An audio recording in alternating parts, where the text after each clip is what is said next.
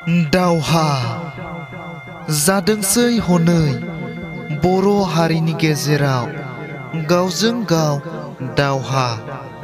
बिसोरबो बैसोरखौ नायनो हालिया, बैसोरबो बिसोरखौ नायनो हालिया। जादों बर' हारिनि गेजेराव गावजों गाव दानलाय सुलाय।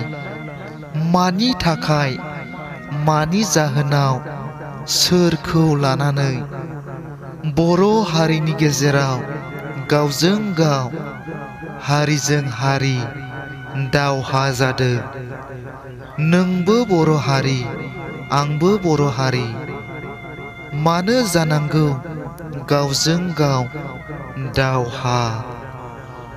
दावहाखौ ज्राब गारनानै हारिखौ गोजौ दैखांनो खौसे जादो। बिदा फंबायफोर बायदि अनलायनांगौ। दुखुखौ गारनानै सुखुखौ लाबोनांगौ। बर' हारिया खौसे जायाब्ला दानो गुबुन हारिजों नाख्रेब जालांगोन, मुगैजागोन आरो मिनिजागोन।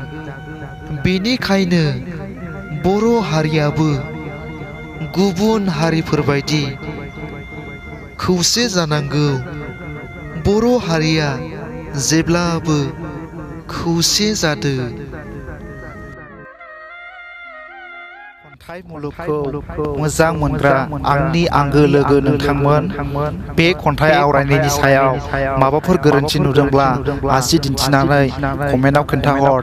आरो मोजां मोनदोंब्ला आंनि इउटिउब चेनेलखौ साबस्क्राइब खालाम, लाइक खालाम, शेयार खालाम आरो लोगोसे साखाथिनि बेल आइकनखौबो थुनानै होनो दाबाव, जाहाथे आंनि गोदान गोदान खन्थाइ आवरायनानै आपल'ड खालामनायखौ नोंथांमोना बयनिख्रुइबो सिगां मोनहैनाय बादि।